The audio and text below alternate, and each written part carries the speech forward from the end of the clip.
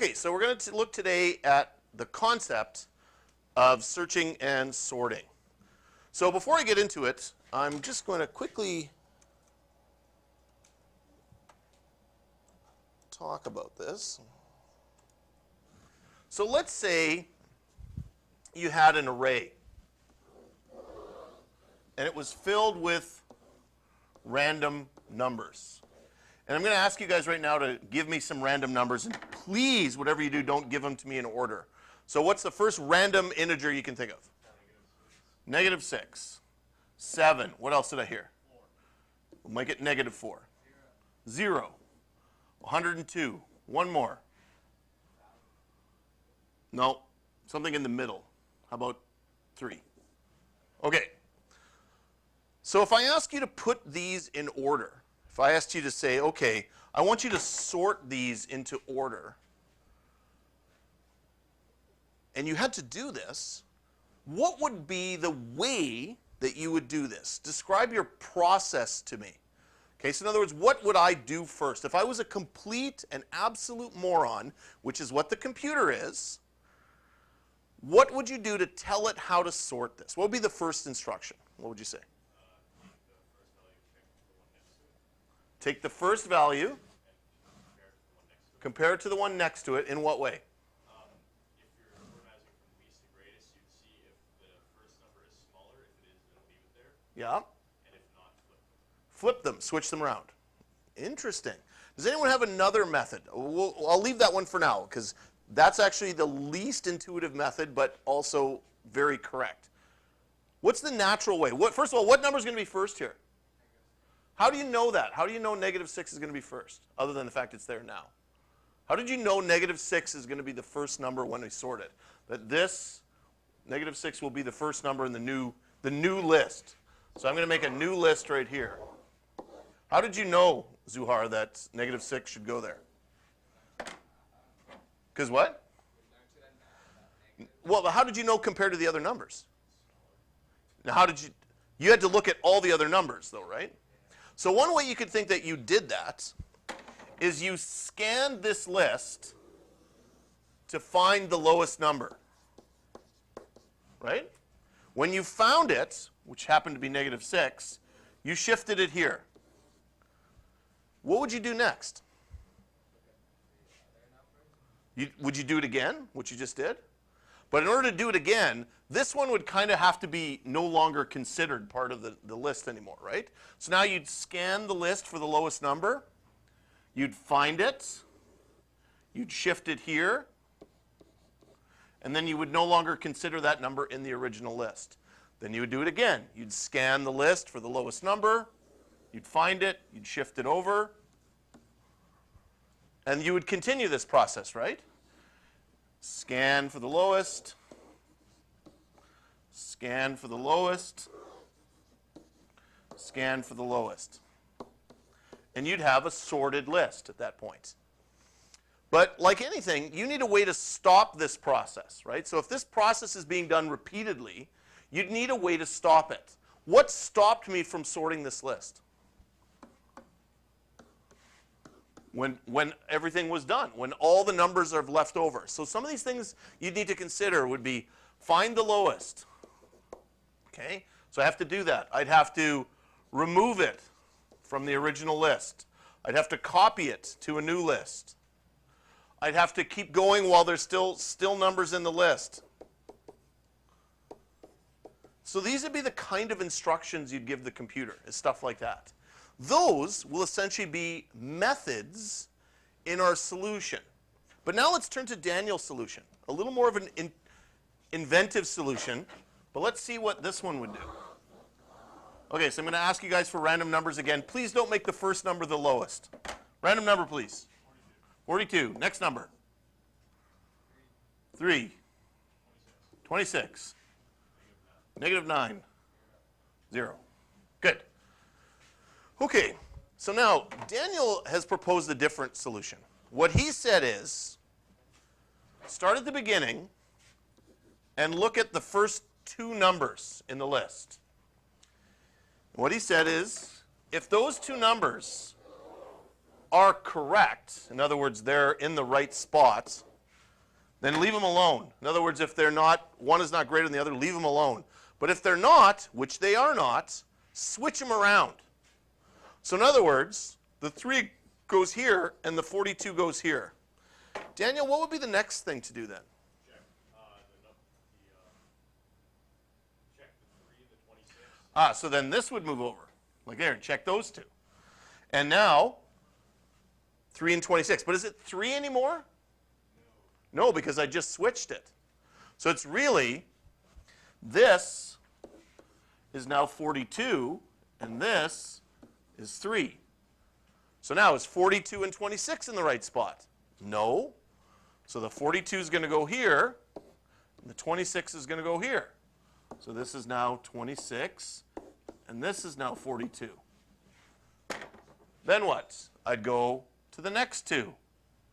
And if they're in the right spot, I'd leave them. And if they're the wrong spot, I'd switch them, which I'm going to have to do. So negative 9 goes here. 42 goes here. And then we do it again. 42 and 0. Well, I got to swap them. Okay? So in the end, my list would look like this. 3, 26, negative 9, 0, 42. Is it sorted? Well, I got to do it again. Now, question. When I do it again, do I have to do the whole list? Do I? Is 42 in its correct spot? Will I have to go up to 42 again? So you're right, I'm going to have to go back and do this again, checking each one. But will I have to go to this one? No. In other words, the spot at which I stop at can stop there because 42 has shifted to its correct spot. And remember, 42 started at the very beginning, and it traveled all the way to the end. It found its correct spot. And the next time I go through, it's going to do these swaps again. And this time, that will be okay. These two will swap. It'll go negative 9, 26. It'll look at 26 and 0. Those two will swap. And then it won't check 42. But now look. Now 26 is in the right spot. So then the third time through the loop, I only have to go up to here. And each time I go through, I'll be one less that I'll have to travel through.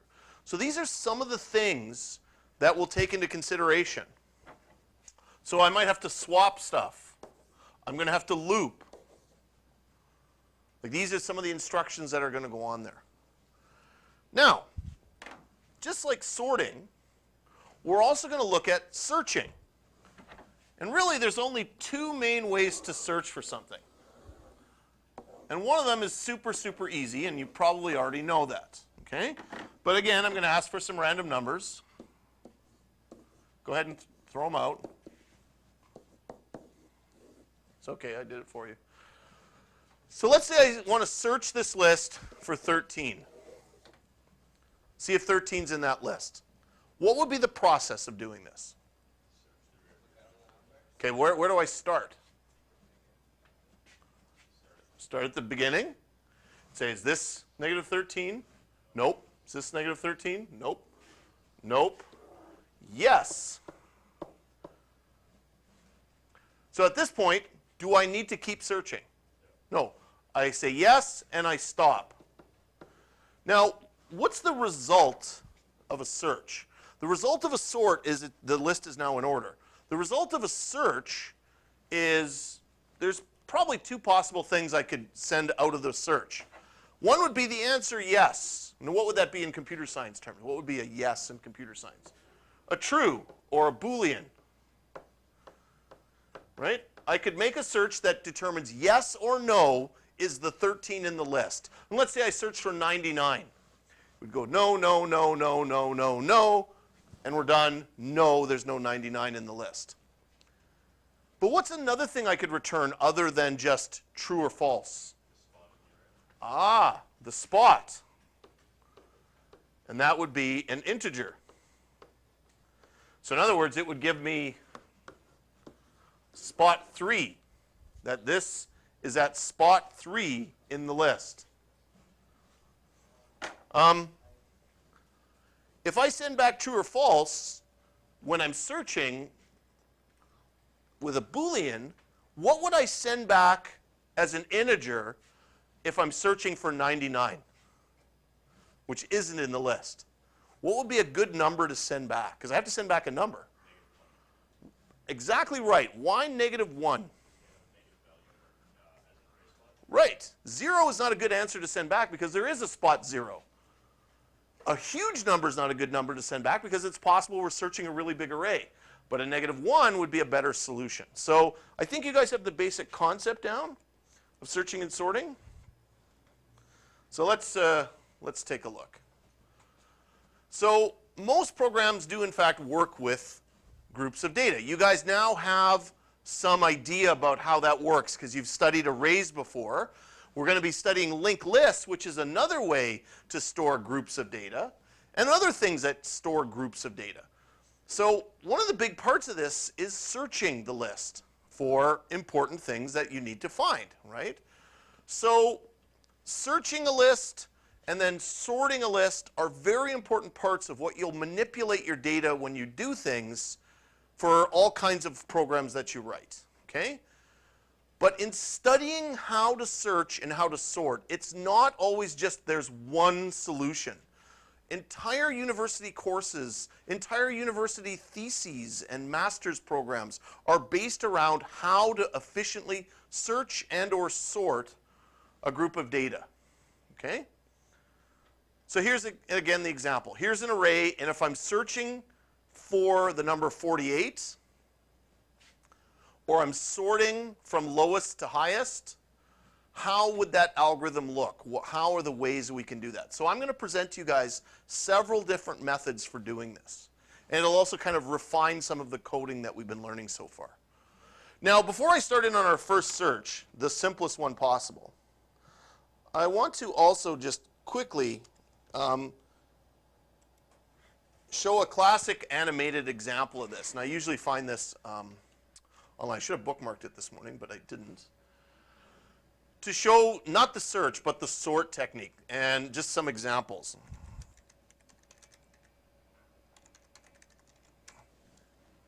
Here it is.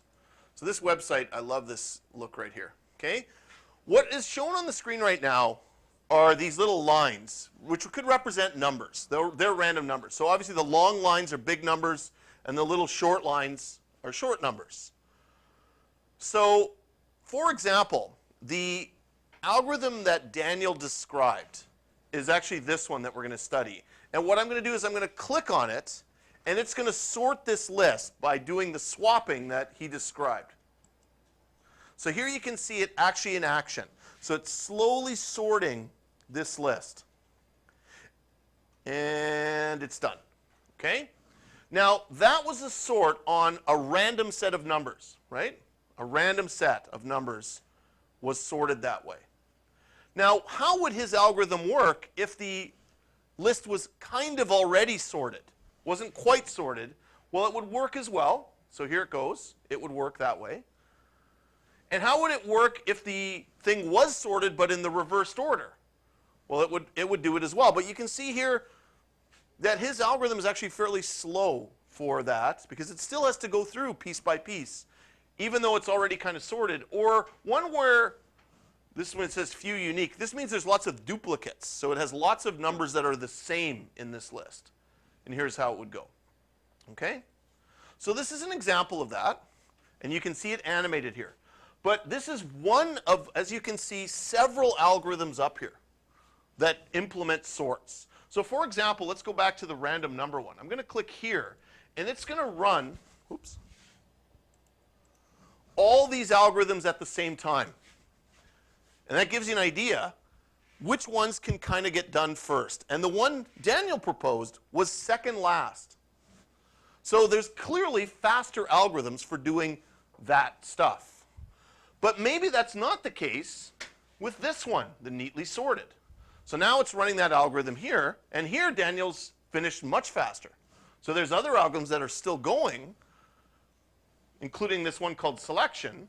It's still going. Or how about the reversed one? Here we're watching Daniel's algorithm in action, and it's pretty slow compared to the others right now. So that one didn't work out well. And then the last one, same idea. We're watching this one compared to the others. Some of the others are already finished, and his is still going. So overall, his may not be the most effective algorithm. Now, some of these are actually named the quick algorithm. So you'd think that those are going to be the fast ones. But it depends, right? And the neat thing about this little thing is I can actually run all of them at once. So it's running all the algorithms at once. And you can see some of these are already done. And some of them, you can see the slower ones are still processing. The thing is, speed should not be the only thing we should consider with algorithms. It should be an important thing, absolutely, but it shouldn't be the only thing we consider when we're writing an algorithm. Okay, so we're going to look at the linear search first. This is the simplest algorithm. It works by, as you said, proceeding from one element to the next until you find the one you're looking for. Oh, great, sound effects. So to look for 48, it will just say not found, found. Stop the search. That'll just wake you up in the morning. And here is the implementation that we're going to code in 1 second. So this is in the notes, and then a second version as well. Okay, so let's get started with coding this. And again, we're just going to get a quick start, then I'm going to jump over to the 11. So I need you guys to set up a project in NetBeans. And I'm going to suggest you call it something like searching and sorting examples. Searching and sorting. Okay. So I'm just setting up a project, searching and sorting. And I'm going to allow it to make a main class as well.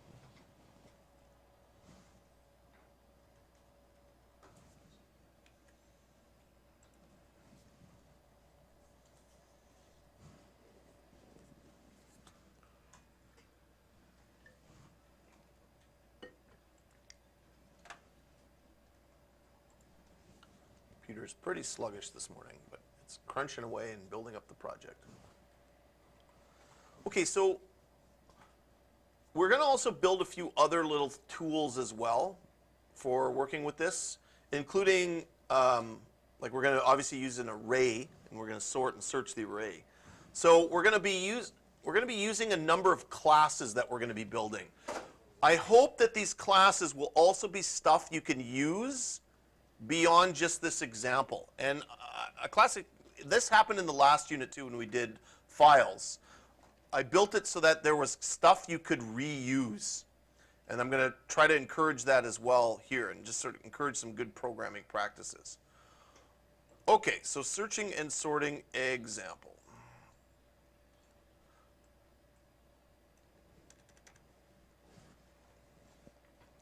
Okay, so we're going to manipulate an array. So I'm going to just make first a final int size equal to, and I'll just set it to 15 for now. So we can later just manipulate the size of that quite easily. So if we want to search or sort an array of size 150 or 1050, we'll just change the number right there. At some point, we'll be searching for an item. Okay, I'm just going to set it to 0 for now. And we will be searching an array, which I'm just going to set to null for now. So I'm just setting those up. So in a minute, I'm going to give the array a value, and I'm going to give the item a value. But they're going to be random values, and then I'll sort them and search them and stuff like that. But for now, I'm just setting them up so that they're ready to go. Okay? So these are our needed items.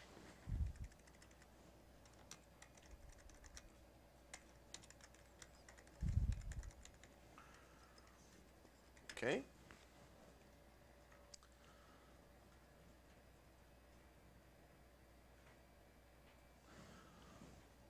So now I will give my items random values. You don't have to put the comments in, but so item will come from a random value. Okay? So I could write the whole random number formula thing here, but I think it's time to actually build a useful class for doing this. Okay? So I'm going to make a class called number tools. Now, the second you type that in, NetBeans will have no idea what you're talking about. What's number tools?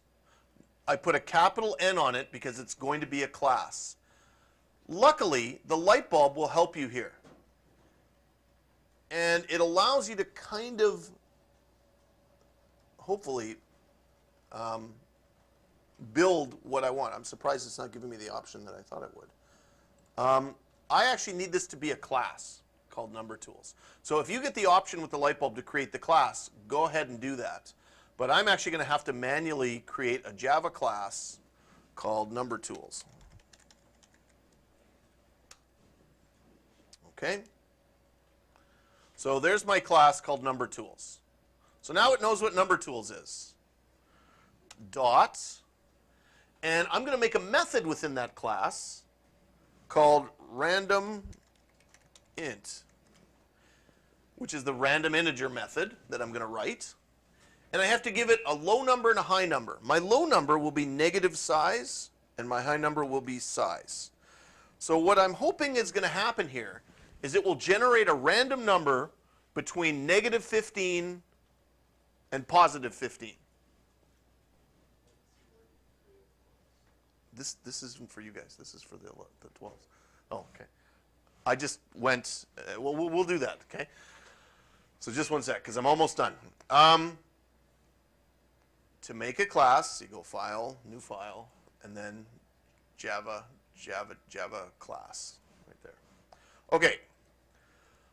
We'll get to that method in a minute. You can also use the light bulb to create the method for you, and it will go right into number tools and build the basic structure of that method.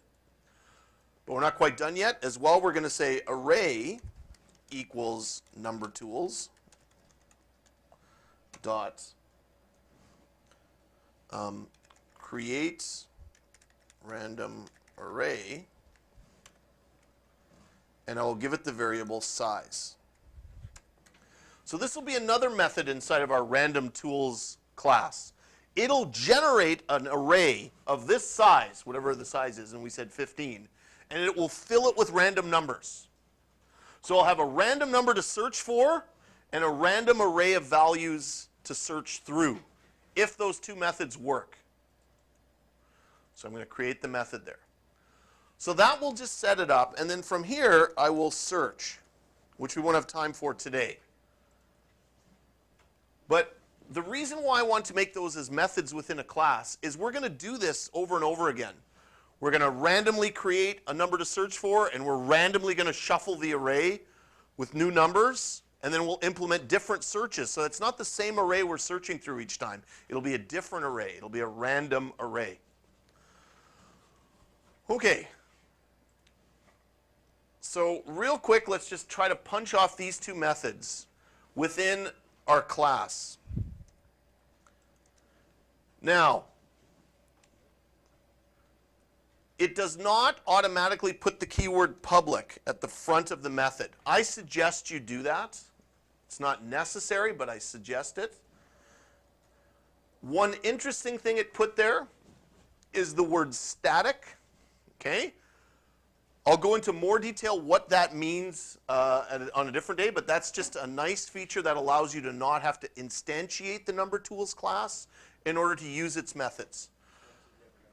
I know. Okay, I'm also going to rename these two parameters. This one's going to be renamed low, and this one's going to be renamed high. Because that's what it's doing. It's a random number between low and high, and this one I'm just going to rename just size with a lower case. Okay. We've done the random integer method before. Basically, you can use the math class to create a seed value equals math.random. That's a random seed value, and then I can create another double for the low by casting that integer as a double. By the way, there are other ways to make random numbers other than this method, but I like this method because it requires no imports. Equals the double of high. So I've casted the two integers into doubles. Then I generate my random by using the strictest random number formula, high minus low plus 1. Now, here's a weird thing. At this point, everything is a double. H is a double. This is a double. That's a double. But 1 technically isn't a double, right? 1 looks and kind of acts like an integer. There's a way you can make Java think it's a double, which is, you might think is just put 1.0, but it's not quite. What you do is what you put beside the 1 is the lowercase d. What that does is it's a little shorthand method to Java that says that constant 1 is a double, okay? Times our seed value plus our low value. High minus low plus 1 times the random number plus low will generate that random number. But I need to return it as an integer because my method uses integers. So I'll return,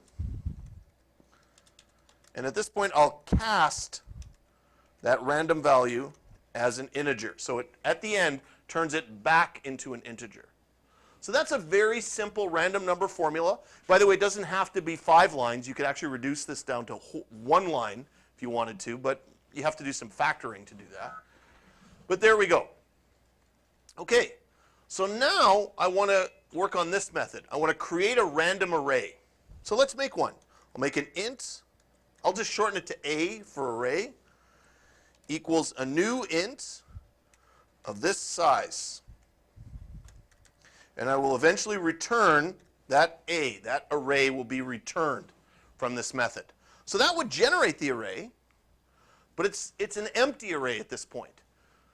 So in between, I'm going to use my for loop and loop from 0 to size and say A spot I equals, I can use my random int method between negative size and positive size. So that will generate the random array. Okay? So it will automatically generate the random array, and it will automatically generate the random integer. So real quick, just to test this before we wrap today, I'm just going to write in a line here. I'm going to output what the item is, just to see that it's a random number. And I'm going to output what the array is. And believe it or not, Java can do this. It can output an array directly. So I'm just going to run that real quick and show you the output. As I should be getting random numbers between negative 15 and positive 15, hopefully.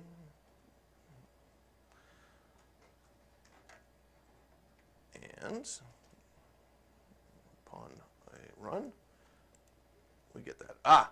So it doesn't quite output the array the way you'd think, right? That's a weird array. What that actually is doing is outputting the memory address. Let me just try something real quick. That's not going to work either. Yeah, I didn't think so. Okay, so we can't output the array directly like that. We have to kind of make a method for that. We have to make a method to output it. So we'll do that tomorrow. Okay?